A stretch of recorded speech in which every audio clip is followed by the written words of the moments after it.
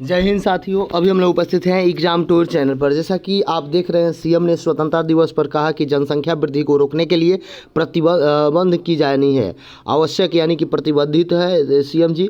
आवश्यक है कि 20 लाख युवाओं को नौकरी और रोजगार देगी सरकार। अब देखिए कैसे देगी, क्या देगी और किस किस विभाग में देगी, इन सारे जानकारी के लिए अंत तक आप देखें। सबसे पहले बता दें कि दरोगा में भी वैकेंसी बड़ी आने वाली है, पुलिस में भी बड़ी वैकेंसी आने वाली है, और आपसे बता दें लाइब्रेरियन की वैकेंसी आने वाली है। और आप यदि जानना चाहेंगे तो बता दिया जाए कि जितना भी आप पहले 27 सालों में आप चले जाइएगा, जो वैकेंसी नहीं किया गया है उन सभी विभागों में वैकेंसी देने का वादा किया जा रहा है। तो इसलिए और आपसे एक अभी जस्ट इसके बाद वीडियो बनेगा जिसमें कि इस साल में किस किस विभाग में वैकेंसी और कितना वैकेंसी आएगी, इन सारे चीज़ों को जानने के लिए एग्जाम टूर चैनल को आप सब्सक्राइब कर लें, शेयर करें और कमेंट करें। अब देखिए थोड़ा सा 7 निश्चय 2 के तहत राज्य के 20 लाख युवाओं के लिए सरकारी नौकरी और रोजगार के अवसर सृजित किए जाएंगे।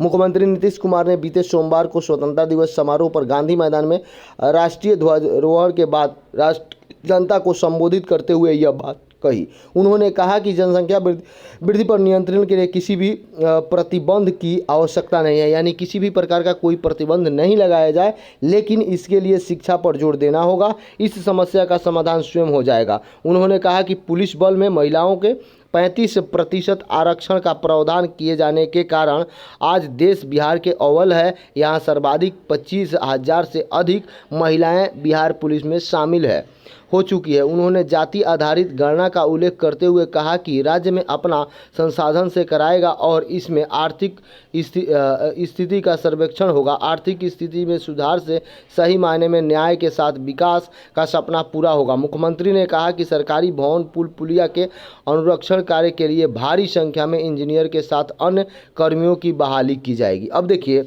पुल के आप देखते होइएगा, एक बात और आपसे बता दें, आप लोग शायद पता ना जानते हैं कि नहीं जानते हैं, पिछला बार भी कुछ ऐसा पद का सृजन किया गया और उसमें नौकरी देने का प्रयास किया गया। ठीक उसी प्रकार देखिए यहाँ पे पुल पुलिया के रख रखाव के लिए भी कुछ ना कुछ पद सृजित कर दिए जाएंगे और उसमें भी बहाली निकाला जाएगा। तो इसलिए आप देखें, छोटा हो बड़ा हो उससे कोई मतलब नहीं है, लेकिन आपको अवसर मिलना चाहिए। यदि अवसर मिलता है तो इससे बड़ा कोई चीज़ नहीं है युवाओं के लिए, खासकर वैसे युवा जो बाहर रह के तैयारी करते हैं, बाहर रह के पढ़ाई करते हैं। अब देखिए यहाँ पे सीएम ने कहा कि जनसंख्या वृद्धि पर नियंत्रण के लिए शिक्षा और जागरूकता की जरूरी है। अच्छी बात है।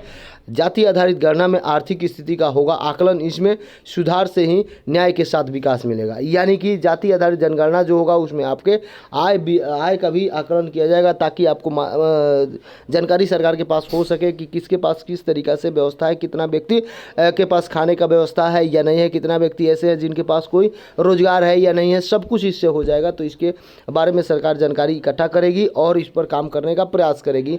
तो आपसे सबसे पहले बता दें कि जो विद्यार्थी के पास जो भी डिग्री है, आप मान लीजिए आपके पास बीएड है, आपके पास डीएलएड है, आपके पास एनएम का कोर्स किया है, आप लैब टेक्नीशियन का कोर्स किया है, आप लाइब्रेरियन का कोर्स किया है, आपके पास पॉलिटेक्निक है, आप इंजीनियरिंग किए हुए, उस अनुसार आप अब अपना तैयारी शुरू कर दें।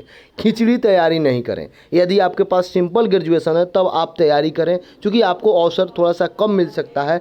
और एक बात बता दें, यदि आपको दरोगा में जाना है तो बहुत बम्पर बहाली आने वाले, यदि आपको बिहार पुलिस में जाना है तो उसमें लग जाना है। ये नहीं कि आप देखते रहें कि मैं किसी में जो निकलेगा उसमें फॉर्म भरेंगे तो आप फ्लॉप कर जाइएगा। आपको जिसमें जाना है उसमें जुनून के साथ कम से कम 6 माह लगिए, देखिए उसमें आपका रिजल्ट हो जाएगा। जय हिंद, जय भारत, जय युवा।